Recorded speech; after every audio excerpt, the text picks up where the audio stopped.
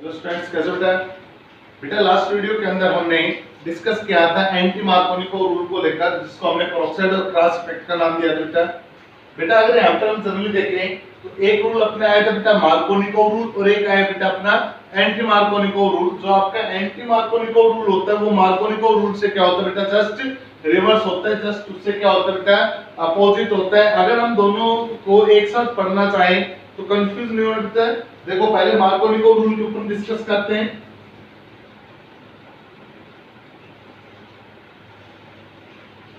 Markovnikov rule के अंदर क्या था आपके पास अनसिमेट्रिकल एल्कीन, हमारे पास ये हमारे पास क्या होगा बेटा, कोई भी अनसिमेट्रिकल एल्कीन हो गई CH3 CH double bond CH2।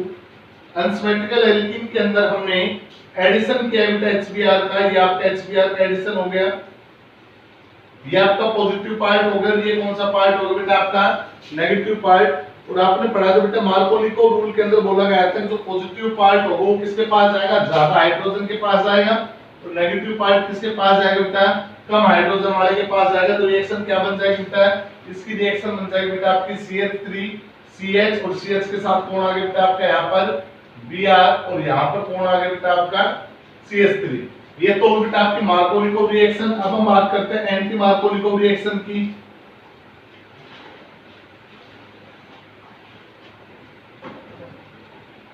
Anti Markovnikov reaction क्या होती है बेटा, इसके अंदर भी आपके पास अनसिमेट्रिकल एल्कीन होती है CH3 CH double bond CH2। इसके अंदर भी हम एडिशन करते हैं किसका बेटा, HBr का। ये आपका कौन सा पार्ट है, पॉजिटिव, ये कौन सा पार्ट है बेटा आपका नेगेटिव पार्ट है। तो एंटी मार्कोनिको में एक फर्क क्या होता है बेटा मार्कोनिको से, कि जो आपकी एंटी मार्कोनिको रिएक्शन होती है किसकी प्रेजेंस में होती है बेटा, पेरोक्साइड की प्रेजेंस में। ये रिएक्शन किसी प्रेजेंस में होती है बेटा, पेरोक्साइड की प्रेजेंस के अंदर होती है। तो यहां से क्या होगा बेटा, जो आपका पॉजिटिव पार्ट होगा वो पॉजिटिव पार्ट कम हाइड्रोजन वाले के पास जाएगा, और जो आपका नेगेटिव पार्ट होगा वो किसके पास जाएगा बेटा, ज्यादा हाइड्रोजन वाले कार्बन के पास आएगा। तो आपकी रिएक्शन क्या बन जाएगी बेटा, रिएक्शन आपकी बन जाएगी CH3 CH की CH के पास ये हाइड्रोजन आ गया बेटा, तो ये क्या बन गया आपका CH2, यहाँ पर सिंगल बॉन्ड, ये बन गया बेटा आपका CH2, और यहाँ पर कौन लगे बेटा आपका ब्रोमीन। बेटा इन दोनों रिएक्शंस की अगर हम बात करें तो आपने क्या ऑब्जर्व किया कि मार्कोनिको रिएक्शन या बोल बेटा जो आपके एंटी मार्कोनिको रिएक्शन है, ये एंटी मार्कोनिको रिएक्शन आपकी मार्कोनिको रिएक्शन की जस्ट क्या है बेटा, रिवर्स है, अपोजिट है। बेटा एंटी मार्कोनिको रिएक्शन के अंदर जो आपका पेरोक्साइड हो, इसलिए हम इसको क्या बोलते हैं, पेरोक्साइड इफेक्ट भी बोलते हैं। इसका एक नाम और भी है बेटा जिसका नाम हमने क्या बोला था, क्रॉस इफेक्ट बोला बेटा। बात करते हैं सर इसमें ऐसा क्या हुआ कि इसके अंदर जो हाइड्रोजन है वो ज्यादा हाइड्रोजन वाले कार्बन के पास गए, यहाँ पर जो हाइड्रोजन है वो कम हाइड्रोजन वाले कार्बन के पास गए। इसका कारण क्या है बेटा, मार्कोनिको रिएक्शन के थ्योरेटिकल रूल को आप पढ़ चुके हो। इसके अंदर हम क्या पढ़ चुके हैं बेटा, इसका थ्योरेटिकल रूल हम पढ़ चुके हैं। किस रूल के अंदर हमने बोला था कि जो आपकी मार्कोनिको रिएक्शन होती है बेटा उसके अंदर क्या होता है, इलेक्ट्रोफिलिक एडिशन रिएक्शन होती है बेटा। आपके मार्कोनिको के अंदर क्या होता है बेटा, इलेक्ट्रोफिलिक एडिशन होती है जो कार्बोकैटायन की स्टेबिलिटी के ऊपर डिपेंड करती है, कि जो आपका कार्बोकैटायन स्टेबल होगा उसी के अकॉर्डिंग आपकी रिएक्शन प्रोसीड होगी। अगर आपने ये बात नहीं पढ़ी है तो आप लास्ट वीडियो के अंदर जाकर मार्कोनिको रूल के थ्योरेटिकल इफेक्ट के ऊपर आप इसके ऊपर पढ़ सकते हो बेटा। आज हम डिस्कस करते हैं बेटा कि एंटी मार्कोनिको रिएक्शन में ऐसा क्या हुआ कि जो पॉजिटिव पार्ट है वो लेस हाइड्रोजन कार्बन के पास गए, और जो नेगेटिव पार्ट है वो मोर हाइड्रोजन कार्बन के पास गए। इसका कारण क्या है, तो आज हम डिस्कस करते हैं बेटा अपने एंटी मार्कोनिको रिएक्शन के थ्योरेटिकल कांसेप्ट को लेकर। बेटा इसने बोला कि जो आपका एंटी मार्कोनिको रूल होता है, ये anti Markovnikov rule free radical mechanism को फॉलो करता है बेटा। किसको फॉलो करता है, ये आपका फ्री रेडिकल मैकेनिज्म को क्या करता है, फॉलो करता है। अब फ्री रेडिकल मैकेनिज्म का नाम आते दिमाग में वो सारे कांसेप्ट आ जाने चाहिए बेटा, कि जो आपकी फ्री रेडिकल रिएक्शन होती है वो कितने स्टेप में जाकर कंप्लीट होती है, 3 स्टेप में कंप्लीट होती है। पहला स्टेप आपका क्या होता है, इनिशिएटिंग स्टेप। सेकंड आपका कौन सा होता है बेटा, प्रोपेगेटिंग स्टेप। और तीसरा कौन सा होता है बेटा आपका टर्मिनेटिंग स्टेप। तो यहाँ पर हमारे पास क्या होता है बेटा कि आप ऑब्जर्व करते हो कि पहले और दूसरे स्टेप के अंदर आपके क्या बनते हैं, आपके फ्री रेडिकल बनते हैं। पहले स्टेप में आपका फ्री रेडिकल बनता है, वो सेकंड स्टेप के अंदर फ्री रेडिकल को प्रोपेगेट करता है। थर्ड स्टेप में जो रेडिकल बच जाते हैं आपस में कंबाइन होकर वापस मॉलिक्यूल में कन्वर्ट हो जाते हैं। तो देखिएगा कि आप किस प्रकार से बोल सकते हो बेटा कि आपकी एंटी मार्कोनिकोव रिएक्शन किस प्रकार से मार्कोनिकोव रिएक्शन को क्या करते हैं अपोज करते हो। तो ध्यान से सुनिएगा बेटा, हमने यहाँ पे बोला था कि जो आपकी एंटी मार्कोनिकोव रिएक्शन है वो किसकी प्रेजेंस में होती है, पेरोक्साइड की प्रेजेंस में होती है। मान लो बेटा हमने क्या लिया यहाँ पर बेंजाइल पेरोक्साइड ले लिया था। क्या ले बेटा हमने यहाँ पर जो कैटलिस्ट है वो कौन ले लिया बेटा, बेंजोइल पेरोक्साइड लिया बेटा। अब बेंजोइल पेरोक्साइड का फार्मूला क्या होता है बेटा, बेंजोइल पेरोक्साइड का फार्मूला होता है आपका C6H5C double bond O C double bond O C6H5। ये बेटा आपका कौन, ये बेटा आपका बेंजोइल पेरोक्साइड। कौन बेटा, ये आपका बेंजोइल पेरोक्साइड। तो यहाँ पर सबसे पहले क्या होगा बेटा, पहले और दूसरे स्टेप को तो मैं इकट्ठा करके बोल रहा हूँ कि पहले और दूसरे स्टेप में क्या होगा, यहाँ पर फ्री रेडिकल बनने स्टार्ट होंगे। देखिए बेटा किस प्रकार से फ्री रेडिकल बनेंगे हमारे पास। ये हमने लिखा C6H5C double bond O C double bond O C6H5। यहाँ पर क्या होगा बेटा, यहाँ पर होमोलैक्टिक कैलवेज होगी बेटा। कौन सी कैलवेज होगी, यहाँ पे होमोलैक्टिक कैलवेज होगी। एक इलेक्ट्रॉन इसके पास चला जाएगा, एक इलेक्ट्रॉन इसके पास चला जाएगा, जिसके कारण ये जो बॉन्ड है यहाँ से क्या हो जाएगा बेटा, टूट जाएगा। जैसे ये बॉन्ड टूटेगा तो एक एक इलेक्ट्रॉन जब बढ़ गया तो ये क्या बन जाएगा बेटा, आपके फ्री रेडिकल बन जाएंगे। तो बेटा आपके जो फ्री रेडिकल वो क्या बन के देखना, आपके फ्री रेडिकल बन गए बेटा C6H5C double bond O single bond O और रेडिकल।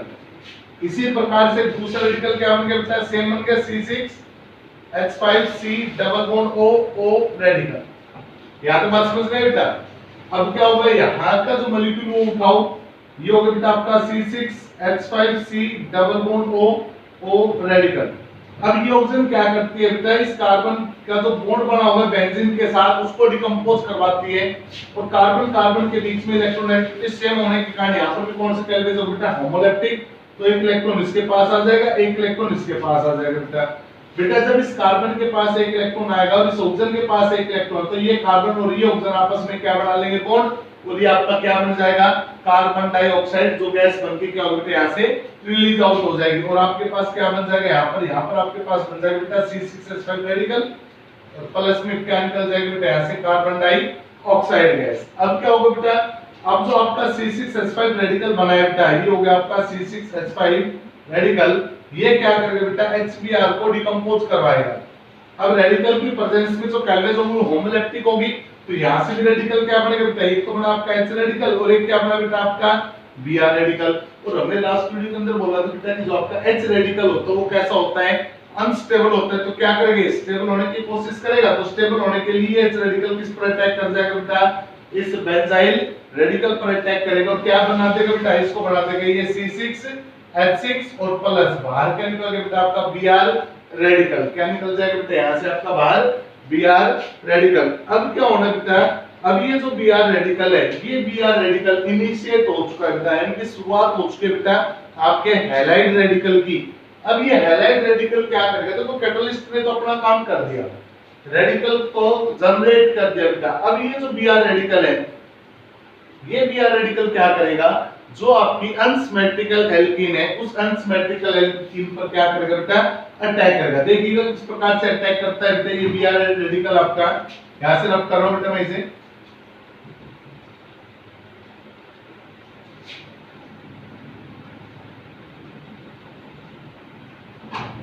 अब ये तो हो गया बेटा आपका Br रेडिकल जो यहाँ से जनरेट हुआ है बेटा। और ये Br रेडिकल क्या करता है बेटा, अनसिमेट्रिकल एल्कीन पर अटैक करता है बेटा। ये कौन है बेटा, आपकी अनसिमेट्रिकल एल्कीन हो बेटा।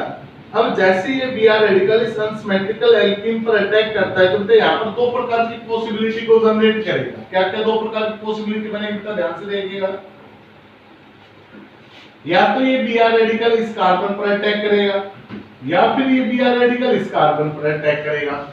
इस Br रेडिकल को अटैक करने के लिए दो साइट मिली हुई है बेटा। कौन कौन सी दो साइट मिली हुई है, या तो ये साइट मिली हुई है अटैक करने के लिए, या फिर ये साइट मिली हुई है। अब काफी बच्चे कहेंगे सर ये साइट भी तो हो सकती है बेटा, बिल्कुल नहीं, क्योंकि यहाँ पर क्या प्रेजेंट आपके पाई इलेक्ट्रॉन प्रेजेंट है, और पाई इलेक्ट्रॉन क्या किए जा सकते हैं, ट्रांसफर किए जा सकते हैं बेटा। जब यहाँ के पाई इलेक्ट्रॉन ट्रांसफर किए जा सकते हैं, जब यहाँ के पाई इलेक्ट्रॉन ट्रांसफर किए जाएंगे बेटा, तो या तो इस कार्बन से किए जाएंगे या फिर इस कार्बन से किए जाएंगे, या तो इस कार्बन से इस साइड में आ जाएंगे या इस कार्बन से उस साइड में चले जाएंगे बेटा। तो जब आपका ये Br रेडिकल क्या करता है बेटा, अटैक करता है, तो बेटा एक बात सुनो, यहाँ पर क्या आपका रेडिकल है, तो रेडिकल की प्रेजेंस में यहाँ पर भी कैलवेज कैसे होगी, होमोलैक्टिक होगी। तो एक इलेक्ट्रॉन इसके पास आ जाएगा, एक इलेक्ट्रॉन इसके पास आ जाएगा बेटा। तो कंडीशन क्या बन गई आपकी, कंडीशन ये बन गई बेटा CH3 CH radical single bond CH2 radical. Same नीचे में लिख रहा हूं बेटा, मैंने नीचे ए लिखा है CH3 CH radical single bond CH2 radical, यानी यहां से सिंगल बॉन्ड होमोलैक्टिक कैलवेज के अंदर कैलवेज हो बेटा। अब ध्यान से सुनना, अब ये जो ब्रोमीन रेडिकल बेटा, ये ब्रोमीन रेडिकल या तो इस कार्बन पे अटैक कर सकता है या इस पे अटैक कर सकता है। अगर ये Br रेडिकल इस कार्बन पर अटैक करेगा तो आपका यहाँ पर क्या लग जाएगा बेटा, Br लग जाएगा और ये रेडिकल फ्री रहेगा बेटा। अगर ये Br इस कार्बन पे अटैक करेगा तो यहाँ पर आपका Br लग जाएगा और ये रेडिकल आपका फ्री रहेगा बेटा।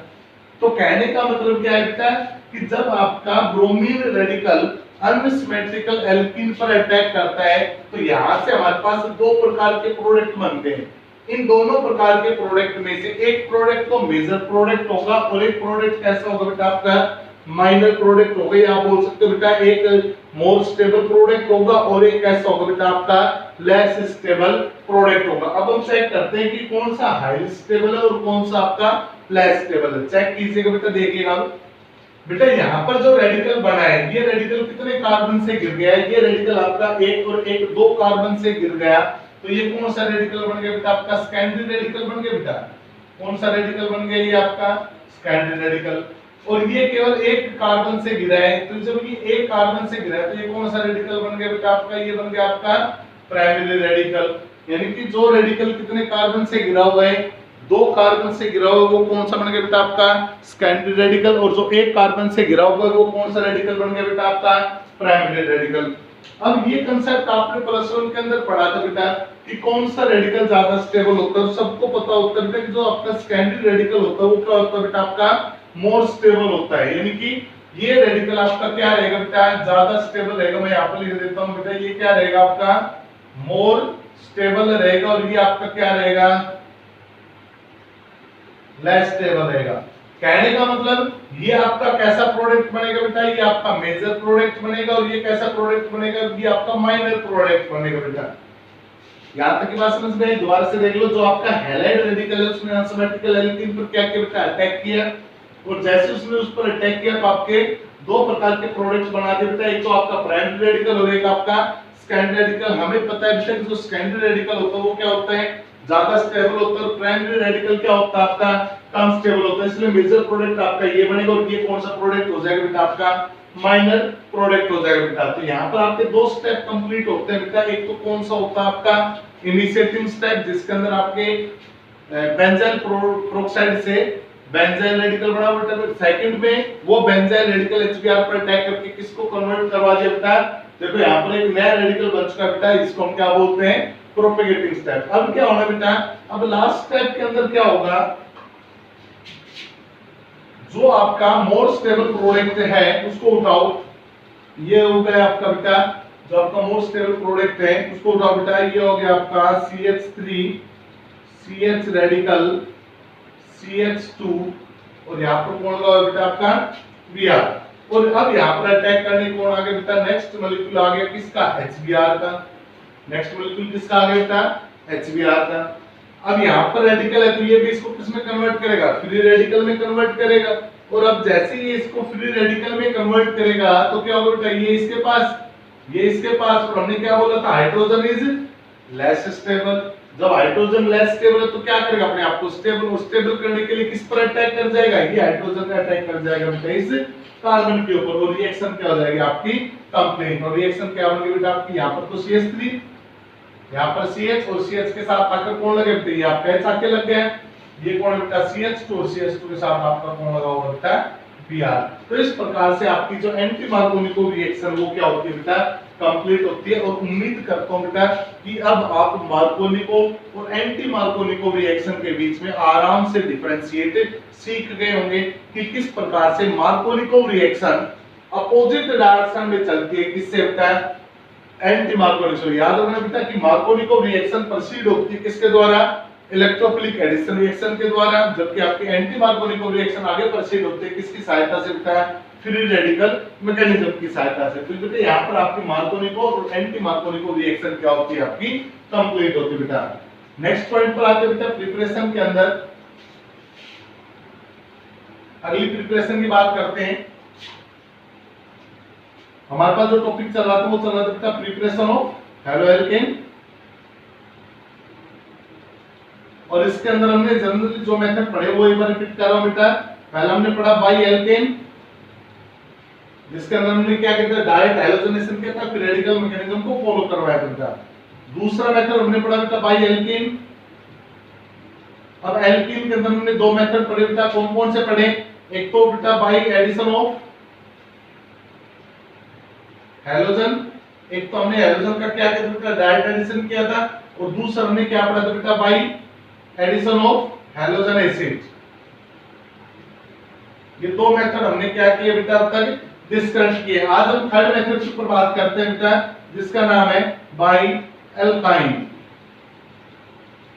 तीसरा मेथड आता है बेटा किसकी सहायता से, एल्काइन की सहायता से। यानी कि अब तक हमने क्या पढ़ा बेटा, एल्केन से हेलोएल्केन बनाया, एल्कीन से हेलोएल्केन बनाया, अब किससे बनाएंगे बेटा, एल्काइन से हेलोएल्केन बनाएंगे बेटा। एल्काइन के अंदर इसके अंदर भी कितने मेथड आएंगे बेटा, दो तीन मेथड आएंगे। इसमें से पहला मेथड लेते हैं बेटा बाई डायरेक्ट